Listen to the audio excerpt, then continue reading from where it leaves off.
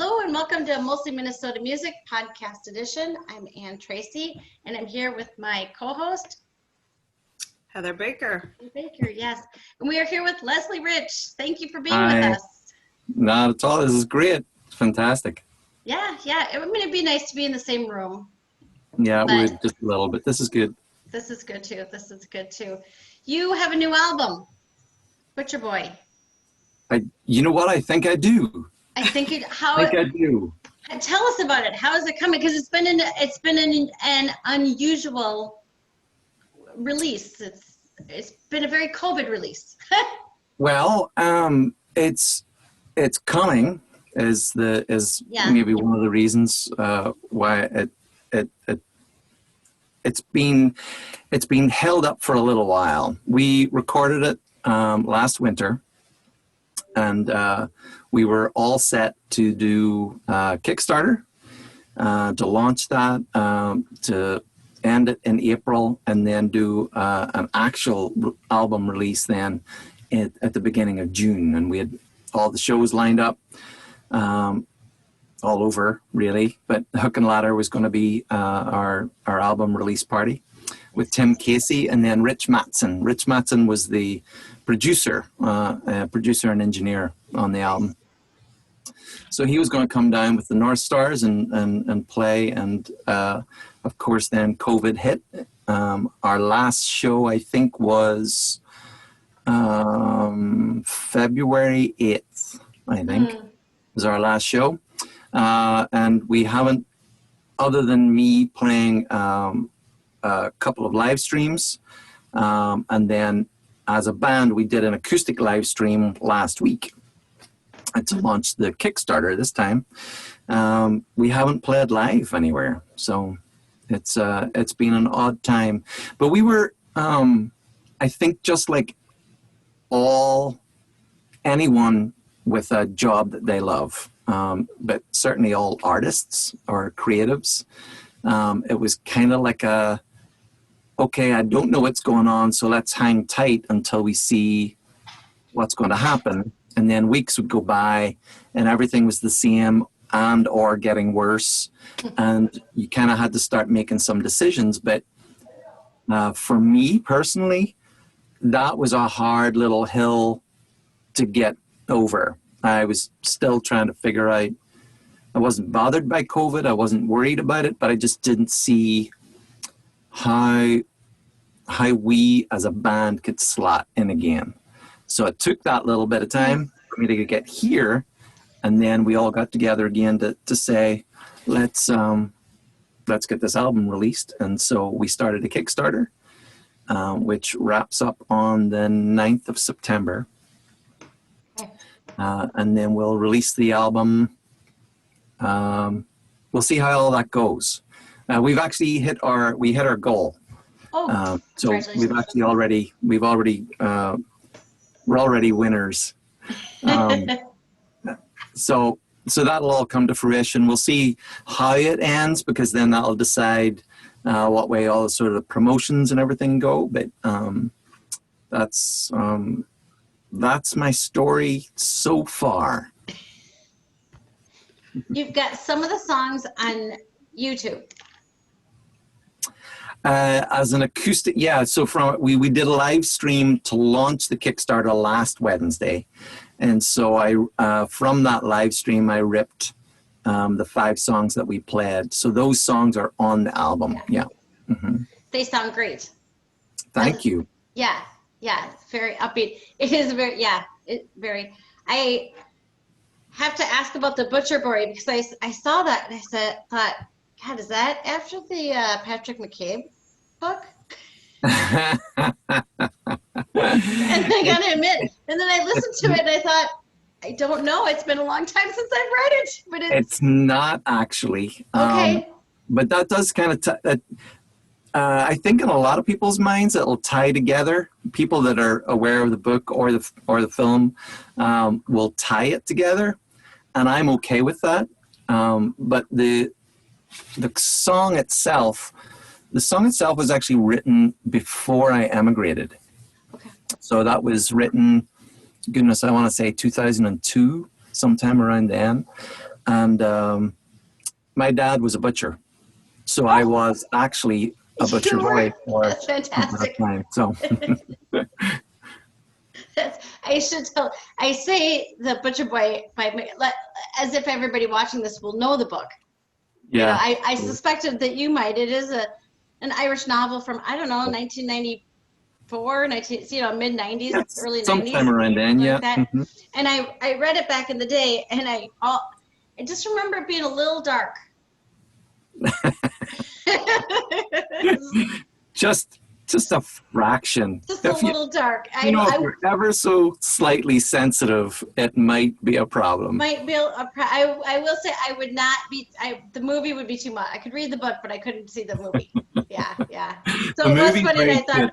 holy buckets, that's gonna be I like the song, but the song has some. It's been a long time. I was like, oh, there's some butcher going on. That's why. I love to hear that you are a butcher boy. That's fantastic. Yeah, that's where it came from. The story actually, I was in a band back home called Emily Ryder, and myself and a guy called James Elliott were the writers in that band. And we had a conversation just about the person that my dad worked for.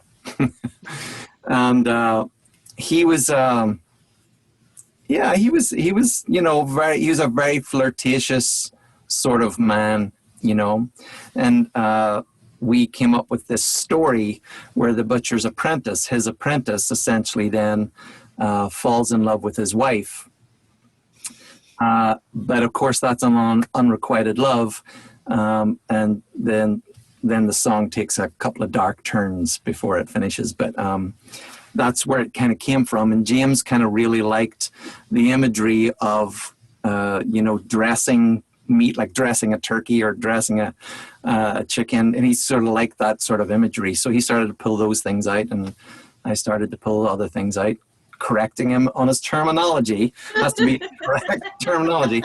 And then that's where the song came from. Yeah, and it's just, that's always been, that song has been getting played since around then. Really? First with the Rocket Soul Choir back home, and then solo. And it's just always been one that's kind of resonated with people for some reason. I think people are obviously twisted, and they just they like a good dark love story or unrequited love story. Unrequited, yeah. And the dark is it, yeah. As I said, I listened, I was like, well, this could, but it was what people are twisted. We like to think we're not, but it turns out we might be. That's what the problem is. So yeah. So so the reason that the album became The Butcher Boy then was just because that's been a track that's never really had life given to it. I actually had a whole album recorded with the band back home, but then in 2002 I got word that I was granted at least the beginnings of the process to get my green card. So that album got partially recorded and then put on hold. So The Butcher Boy just didn't get a chance to be out in the world. So, but the guys, Pete Bulger plays drums, and Adam Robinson plays bass guitar. They loved it too, and so it got revived again. So Nice. here it is. I was going to say you offered some unusual things on the Kickstarter. Can you? We did. Well, you spoke of. I'm thinking of the food aspect of what I read because we were talking about Butcher Boy. So. Well, the thing is that every musician or every band that does a Kickstarter has there's a lot of rewards that have to go without saying. You have to have a CD. You nearly always have to have a t-shirt. So a lot of those things were very standard, and we knew they were already set in place. But we tried to think of something that was just a little bit different, and then quite a bit personal to us as well. So one of the reasons that the food option came up was number one, Pete. I don't know what your experience is of being in a studio. But although it does not have to happen this way, a lot of times the drums will get done first. And then, you know, everyone else adds their parts. So that's kind of the way it happened here. Pete got done with his drums, and then the rest was all up to the rest of us. So he took it upon himself to be the caterer for the sessions, because we went up to Sparta, up in the Iron Range, up in northern Minnesota. And we would go for a 4-day stretch, a 3-day stretch. So Friday morning, and then leave on Sunday night. So he decided he would cook, and he makes the most fabulous bolognese. He just knows how to make that stuff, and that just fueled almost the entire session. So it was important to us, because if you happen to like the album or like our band, that then you get a part of that experience too. This is what fueled all of the creativity with us and making this album, all fueled the energy just for us to make the album. And you get to taste it as well. And that's kind of awesome. And then before I emigrated, I was a chef for 14 years. So I worked in a lot. I worked in a ton of, I worked everywhere that there was a kitchen, whether that be a bar or a restaurant or a hospital or a morgue or a factory of some description. And one of the last jobs that I had was at Queen's University in Belfast. And I was working as part of the chancellor.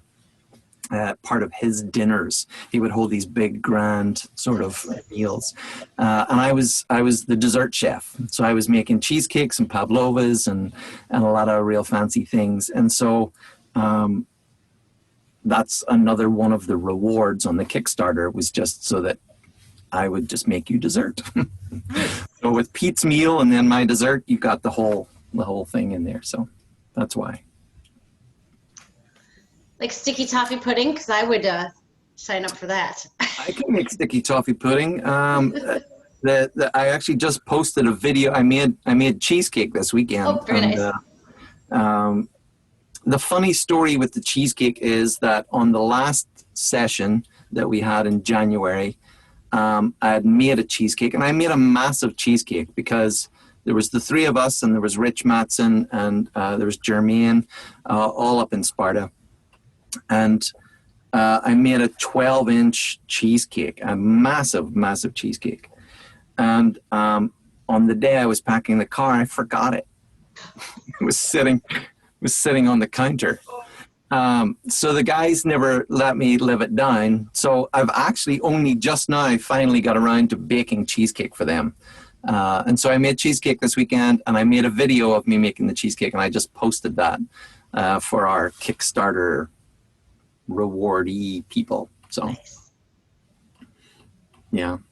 Nice. Food. Food is always good. Oh my gosh. Talk about the COVID-19. I'll definitely find it. Oh my gosh. That's fantastic. Another song that I would like to ask, I guess it's almost keeping in theme. You'll know when I say it. Cozy on the Bathroom Floor. That song, where did that song even come from? Well, it took a long time to show up, actually, that song, because it was written within the last 3 or 4 years, but I can't remember why I started it. I think a lot of times I just kind of I'm playing, and then words just come. Sometimes not even words, but just sort of noises that eventually kind of fit into words. And then the words for that just came. The very first line of the song is "You took my hand and said, I don't see a reason." Basically, someone just not understanding you. But in 2000, And my experience is completely different than a lot of people I know. But in 2000, I suffered depression. And it's such a hard thing to talk about. It's such a hard thing to explain how, and it's different for everybody, but how dark it was for me and how hopeless it felt for me. And the other thing that's completely different for me, that's not the same as everyone else, that suffers from mental health issues, is that it was a switch. It came on, and almost exactly a year later, it switched right off again. Now, I had been through a lot, not specifically stressed in myself, or, there's nothing you could put a finger on, but it came on me heavy, heavy, heavy. And I got really familiar with that bathroom floor. So that's kind of then where that sort of stuff came from, because when people talk about mental health issues, and I know there's a few musicians that are really good at just either saying, I'm not having a good week, send me pictures of puppies, or, they're just good at being able to explain what it was they're going through. But there's a lot of people then on the other side that have no idea how to handle that or how to respond. So sometimes you get, just like the person in the song, you get someone that just doesn't understand. The second line in the song is, not the tears, oh, not the tears. Essentially, okay, here comes the tears again. This is your way of, kind of getting this is the easy road for you to kind of get sympathy. But that's not true, of course. But so that took all of that time, because I think that happened around 2000. We'd had a house fire. We'd had some deaths. There was a lot of stuff going on, for sure. And so it must have just kind of come on me all at once, whether that's chemical, whether it's just a stress, whether it's I have no idea. But it took from that length of time until, 2017 before that really sort of generated into a song. I just like the imagery of it as well. I think just, there's a lot of people have been on the bathroom floor. There's a lot of people have been on whatever their version of the bathroom floor is, and it's not a good place, but sometimes it helps to kind of know that there's been plenty of other people there before you. I think it absolutely does. And I applaud any musician that will tackle it, because as you point out, astutely, it's different for everybody. Yeah. One person writes about this experience and you think, well, that's not it. Mm-hmm. And you sort of go, oh, and there's a great comfort in knowing you're not the first to plow that field. Yeah, for sure. So that's what the song is. That's what it's about. It's quite strong for me that's what it's about. But once it gets out into the airwaves, man, I have no idea. People might think it's a beautiful, beautiful, beautiful love song. I have no idea, but we'll see. It's a super interesting song, because as I listened to it, I was, it's like, what? But it is it's a visual that most of us have at least some experience with. Yeah. If of one sort or another. Yeah, maybe. Yeah, for sure. Whether it's, I think feverish, or I have kids. Sometimes if you have kids, you have a whole different experience of it. But it's but I think most of us have some indication of what that's. Yeah, hopefully it resonates. I think so. It's interesting to hear that some songs stay with you sort of on the outside, like Butcher Boy, that you, as you said, you've been singing for. Oh yeah, long time. Decades. Yeah. And this one that's been with you for nearly 2 decades now. Yeah. What is your usual process of writing songs? How? I think I do have a very typical process, but the inspiration is not usually a problem. It's then kind of going through that execution is where it it doesn't always work. So there's plenty of songs that pretty much I'll play guitar, I'll be watching TV, I'll pick up the guitar while I'm waiting on my cheesecake coming out of the oven. And I'll be playing something, and sometimes, like in Cozy, there's a line that's very succinct, that fits right at the front. Sometimes there's not. Sometimes there's just noises or a melody. So it's different every time. It's different every time, but it does always start with that noodle on the guitar that then kind of grows into something. We're talking about Butcher Boy right now, but not to kind of look too far into the future. I think just in the last 2 months, I think I've got maybe enough songs for the next album. Wow. And the guys are loving those as well, kind of hearing them, and we've even practiced a few of them. But there's no way to predict that. There's no way to predict that. I could go for a year and not have anything kind of come up and be okay with that, be happy enough, just kind of be playing what I'm playing. And then sometimes, just like recently, it's just like song. Every time I come into this little studio, there's just a song just waiting for me to come and find it. So, have you always been okay with that? I think that takes a real comfort level, a real confidence to be okay with it. It always comes. I've been playing guitar and writing songs and performing songs since 1989. So at this stage, I'm not worried that, there's going to be a dry spell or anything like that. I'm happy enough to kind of take it as the flow. Anything can trigger just picking up that guitar, or trigger just kind of some music in some other form, so. I'm just impressed and almost envious of just the calm of it, of just knowing that it's coming. I think it's. Well, I think that unless you have some sort of trauma kind of in here that needs to be worked through as a creative, I think there's always something there. I don't think you run out of ideas. It's like I was saying earlier, you run out of ways to execute them. So the ideas I don't think are the problem, unless you've got some sort of a blockage or some sort of a thing that you kind of need to work through.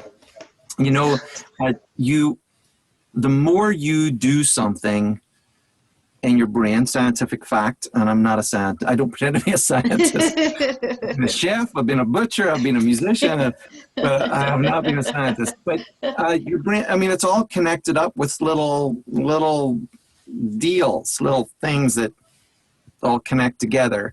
And they're not always together. You kind of grow them. You have a spark of an idea, whether it's creative, whether it's how to get your cat to keep quiet, whether it's how your car is going to start, whatever it happens to be, and you've suddenly connected something. And the more you keep doing that, then the stronger that little connection gets. And you grow those by just keeping moving forward.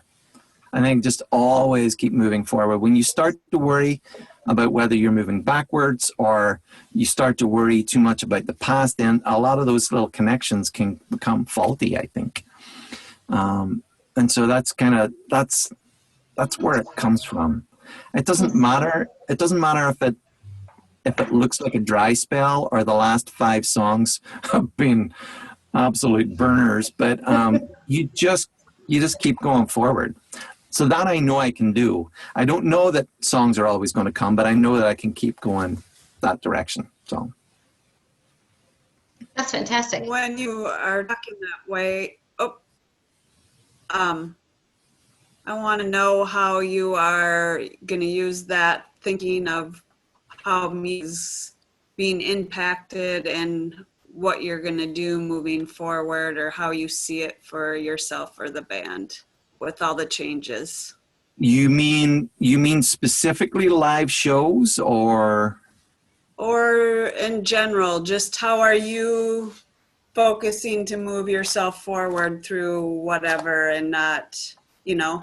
I currently, so my, of course, you know, we're working on the Kickstarter, and then when that's done, we'll work on a bunch of PR.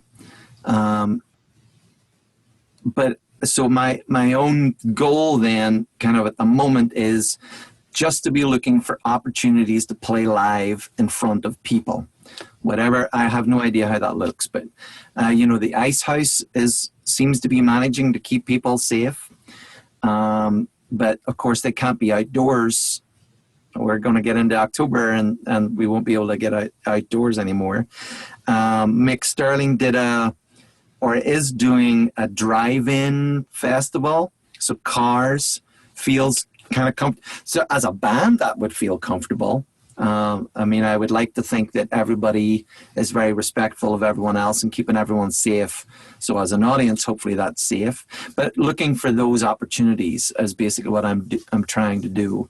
Looking for opportunities. I think live streams in general, you know, I could do a live stream from this little studio every night, but is there any benefit to it? I'm not totally sure of that, but for me to work with the Hook and Ladder people who are doing a fantastic job. They're doing a full-on production, full sound, full cameras, right on stage. Now that's worth watching, right? So, you know, you catch Sarah Morris on there and it looks fabulous.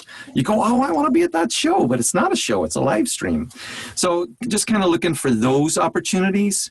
And then another thing that just happened this weekend, this weekend, because one of my arguments has been that just because we have this traumatic experience doesn't mean that we can't find ways around it, because we've had plenty of big things happen and people have wondered, how are we ever going to get past this thing? And people did. And so this past weekend, I was scrolling through my social feed and Chris Paracelli came up, little man, who was touring people's houses. You pay him $20, he comes and he plays 3 or 4 songs. That's the kind of thing I'm thinking about. Now that's probably not sustainable. It's not scalable. He couldn't, you know, it might be scalable. Maybe he's thought about that. But anyway, it's a genius idea. What can I do? I'm not earning any money now. What can I do to get some dollars in the door while plying my craft? And he figured out a way to kind of do it. It'll at least tide him over for a little while. And I think it's terribly fun. I think it's a lot of fun. We have a live stream coming up on September 3rd. It must be next Thursday, I think. And we're going to do the full production. We've got all the cameras we need. We've got a really good sound system, and we're gonna crank it up like there's 500 people in that room, and put on a full production rock show. And then I think the following week, I think all the details are still being figured out, but on the 10th of September, we're going to be doing an open air show actually where I live. Where I live, there's a little, it must be, I don't know, maybe 1.5 acres or 2 acres of they call it a courtyard, but it's kind of walking paths and trees and a big sort of lawn. And we're actually going to do a live show there, just for the residents. So not big advertising or anything like that. We certainly don't want to bring a big audience kind of to our neighborhood, but it's something for the people there. And so essentially that's maybe where you win. It's that one-on-one situation. Chris Paracelli showing up at your door, and maybe you planned ahead and you've got a couple of your friends there. Everybody's safe. He gets to play his music. He gets paid. You get to enjoy his music. I'm going to play to my handful of people here. There's maybe, I don't know, 100 people here, but all of their all the way around the courtyard is where all of their screened-in porches are. So everyone's sitting quite safe in the comfort of their own home, grilling if that's what they want, and we'll be playing some rock and roll. So I think that's the way to do it. This whole, everything to do with COVID, everything to do with George Floyd and the injustice, and any of the injustices that we're struggling through kind of right now, my only job is to love you as a human. I don't have to worry about all of the people that are being mean or trying to push my buttons. The only people that matter to me right now are the two of you. And that's and Chris has that on his heart. The rest of my band members have that on their heart. Everyone I know, my wife has that on her heart. Let's just deal with each other and work out our differences, be respectful of each other's health right now, because that's super, super important. And I think that there's probably a way for me as a musician to be able to do that. There's probably a way as a band for me to be able to do that as well. And that's what we're going to figure out. Positivity tonight, guys. But I love the fact of spinning it for your fans, that how exciting to get you coming to the door, them and the connectivity for both of you, and to get your music and to get paid. You are spinning it into a very positive thing, rather than I want to go here and I can't. I'll take you coming to my door and playing. Yes. Yeah, we can figure it out. There's ways to figure it out, you know. And then there's quite a few people that have been doing live streams and doing them quite successfully and doing a really good job. They think about what they're doing. Jillian Ray is really thinking about what she's doing when she does her little basement things. Plus her humor is just, I mean, it's caustic and hilarious, and you know what I mean? So there's something to watch. The reason you go there is because you just know that she's going to say something hilarious, play you some great music. And not everyone has that, and not everyone's figured it out.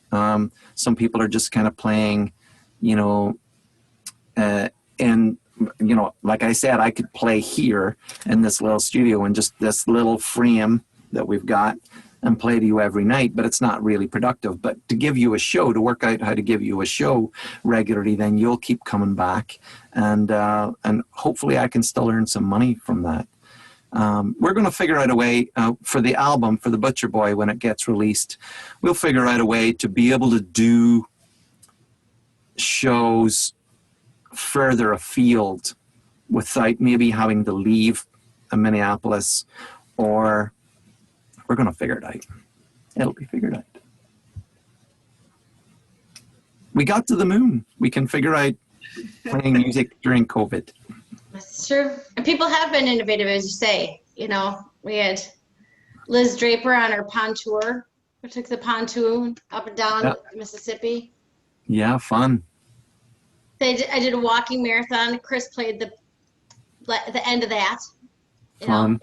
Yeah. And I think there's an opportunity for the audience then too to sort of say, hey, maybe I could have live music here. Maybe that would be nice to have a smaller gathering. And I think it will take the community. Yeah, it will. It will for sure. It'll be interesting to see what people like First Avenue figure out how to kind of go forward. You know, whether they'll have shows, whether they'll figure out how to be able to afford the quality acts while having a smaller audience. Because now it's not about cramming as many bodies as you can, you know, into a space. It's about figuring it out. Germany, they just did some sort of a test actually with concerts. And I don't know all of the details because, you know, I'm not a scientist, like I said. But they did 3 concerts, and they packed one of them full. They upped their procedures for the next one, and then on the third one, they made everyone follow exactly what Germany's policies are now for social distancing and everything, just to see if it had had a positive or negative effect, both with COVID itself with people getting sick, the spread of the disease, or even just the audiences just enjoying their shows and the musicians playing the shows. It was the same musician, and I forget the name of the guy, but it was the same musician for all three shows. And he had a very positive attitude for it. And apparently the study went really well. We'll obviously have to wait 2 weeks to find out if that was a bad thing or a good thing. But they had volunteers. They had people that said, I'm willing to do a test for you because I really need to go and see some rock and roll. So I saw they were testing vaccines, and I think it was Andrew Lloyd Webber getting his. Oh yeah.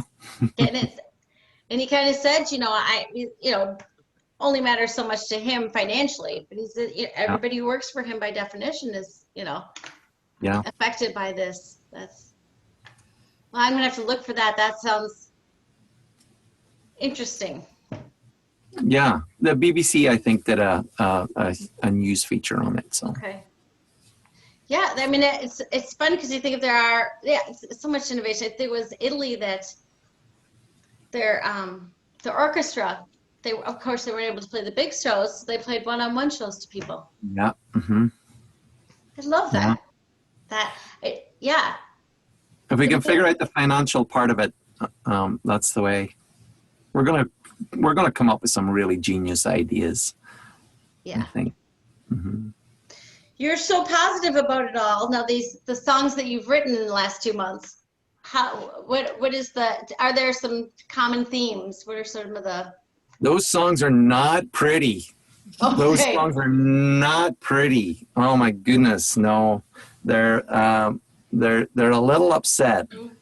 I like them. They're pretty good. I was reading an article. Oh goodness, was it in the Southwest Journal?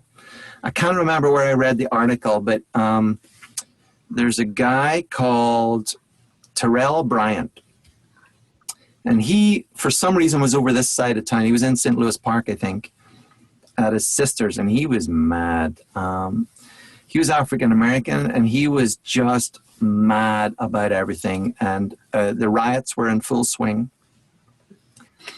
And he left the house, and he found himself on Lake Street, shirtless, and basically just not caring for his own life and just wanted to hurt people.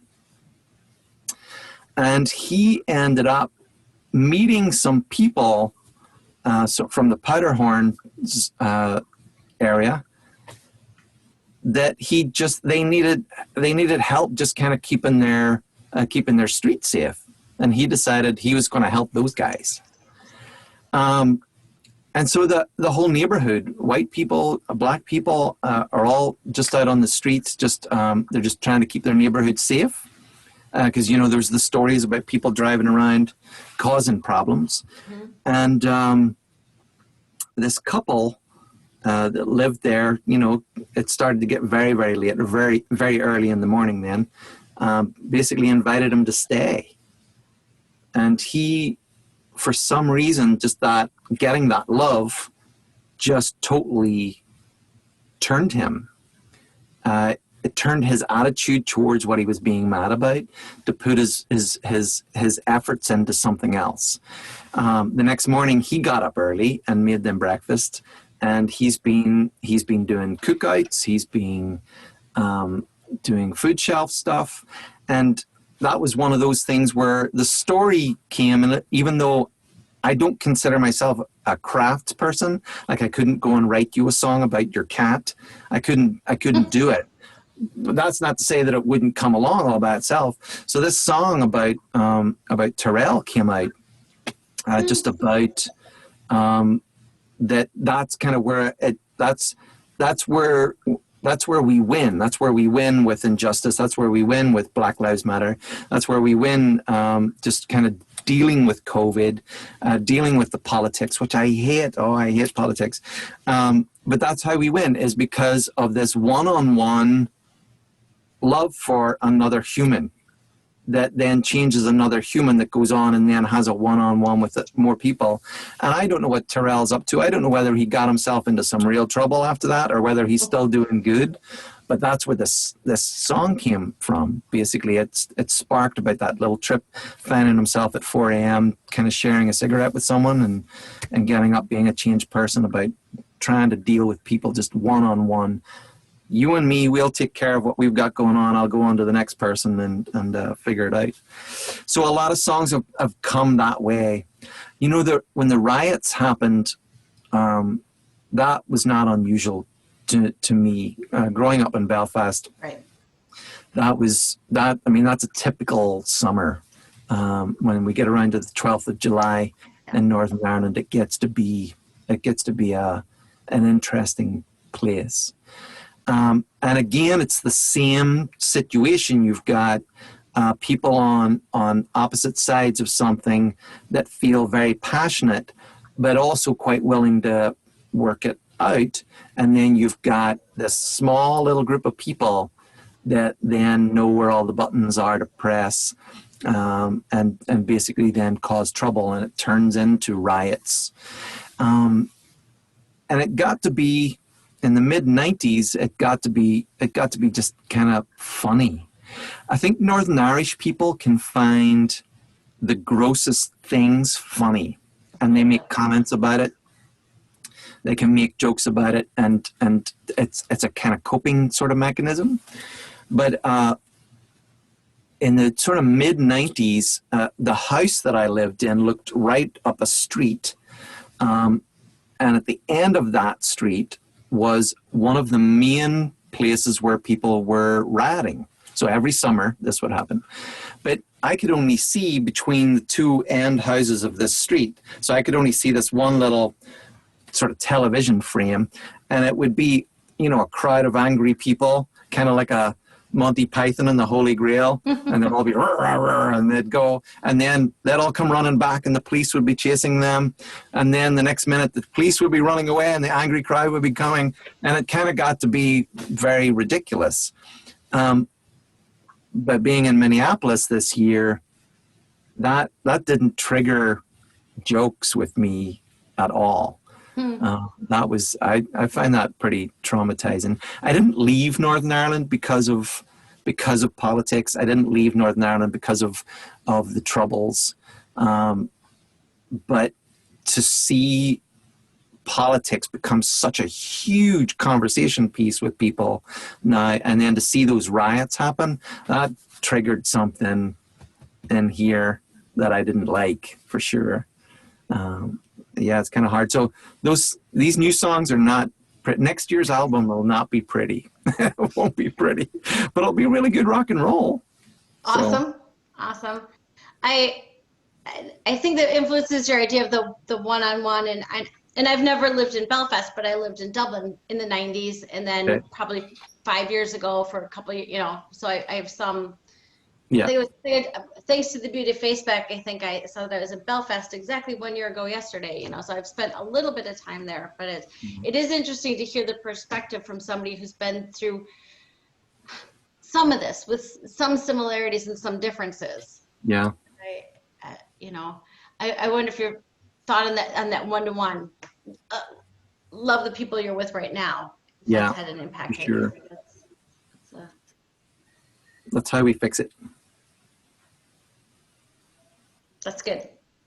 That's good. That's a good way to do it. I mean, it is a good way to do it, kind of one by one. We just need to have a lot more meetings, calm meetings of like minds or unlike minds to create like minds. So Unlike minds would be better, but people that are going to be able to have a respectful conversation. Yeah, the politics back in Belfast were harsh. Politics was attached to everything. Every single thing. The street you lived on, the football team you liked, the school you went to, of course, the bars and restaurants that you were in. Politics were attached to every single thing.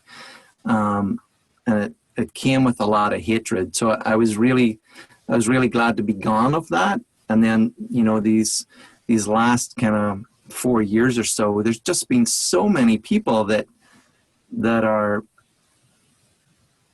rude doesn't even cover it, but you know, I don't care what your politics are. I actually do not care.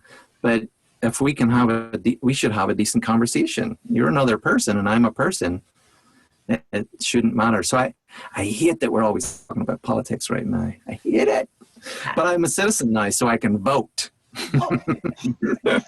Good for you. So I'm doing that. So. Very good. Very good. Will this be your first American presidential vote? Nope. No. Yes, my first presidential election. When did I become a citizen? 2017? I forget when it was. It was only a few years ago, so Yeah, I think I missed the election. 2016 would have been the election, so. Oh, good. Yeah. Congratulations. So, yeah. That's good. That's good.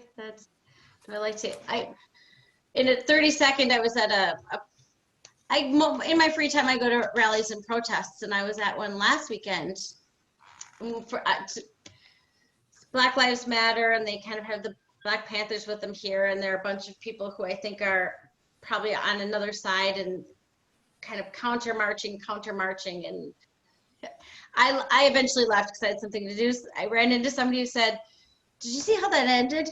No. Well, apparently somebody from the Black Lives Matter movement saw that they were still standing on the other side, and they said, "We're going to pray now. Would you like to pray with us?" Yeah. They said yes. It ended in a dance party. It ended in a dance party. That's funny. I had to talk to the marshal. I said, "That darn it all for leaving early, but that's what we need, a dance party, some music." I'll tell you what, man, the minute you bring up prayer, it either completely sends people running or it brings everybody together. Yeah. So Yeah, and I'm all for praying. I can pray all day long, man. if it's gonna bring us together, I'm down. I'm down for what'll bring us together. But I thought that's fantastic. Really, that is the best. That is the best of prayer. But it's also apparently the dance party and some bottles of water. That's all it took. That's So really fun. I will say, I had noticed throughout the thing that I saw that some people were, and I was probably more with the Black Lives Matter group than the other groups, but I could see the other group. There were some people genuinely listening. I will give credit where credit is due. Yeah, everybody has to listen. You can still believe what you believe, but you gotta listen. You can't not listen. If you're only ever hearing one side of the story, it's not the full story. It's not the full story. It never is. No, it just isn't. It's not. Well, now I got to be anxious for this album to come out and then the next album to come out. I'm so excited for this one, though. Goodness, it felt. So I don't know whether you kind of caught any older Rocket Soul Choir stuff, but the Rocket Soul Choir was an acoustic rock band. That's what we were. Because there was a lot of guitar bands in Belfast, in Ireland during the 90s, and I just didn't need to be another guitar band. So I played acoustic guitar. So the Rocket Soul Choir, the whole time that we were in Ireland, was an acoustic rock band. And then when I moved here, of course, it was just myself. So I played some shows, but for some reason, it just wasn't catching. And eventually, in I think 2007, I think is when it was, I formed a Celtic band called Hounds of Finn, and that band took. So that was my life. That was my musical life for I think like 7 years, or maybe about 7 or 8 years. And for some reason, the songs started to change. So I wasn't thinking about Celtic music anymore. I started to play rock and roll. So when I got together with an old friend of mine, probably one of my best friends on the planet, a guy called Jason Weil, who played bass guitar in the Rocket Soul Choir for a long time. I got together with him and I said, "How do you feel about playing some music again together?" And he essentially said, "Well, you've got to play electric guitar." Well, that's a big step. When you've been playing acoustic guitar and electric guitar, two completely different beasts. So I promised him yes. We found Pete Bulger to play some drums, and I started to play electric guitar. Well, that changes how you write music.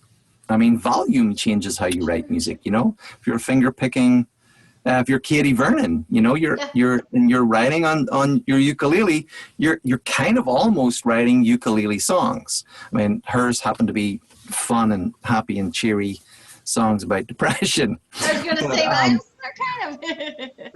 You know, but, you know, if she starts to play some electric guitar, that could all change for her. I mean, the songs that come out of her, the way she writes is going to completely change. So that's what it did for me. So this sort of full-on rock, big guitars and big drums and tons of vocals, that's kind of new and interesting for me. So we had an EP. We had Kidder's Son was released as an EP, 2017. I remember seeing you in 2017 at the Whiskey Junction. Yes. And so that got released, and then Jason, Jason's he's not 100% well, and he'd been through a lot of stuff. You don't need to know all the details, but he asked to step out of the Rock and Soul Choir. And so he left, and it took a really long time for Pete and I to find someone to fill Jason's shoes. And so we were sitting, the Kidder's Son, we were excited about it, and then we were sitting on it and not doing anything with it.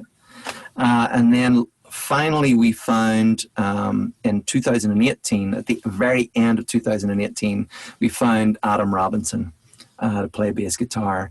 And he just sparked us right up again.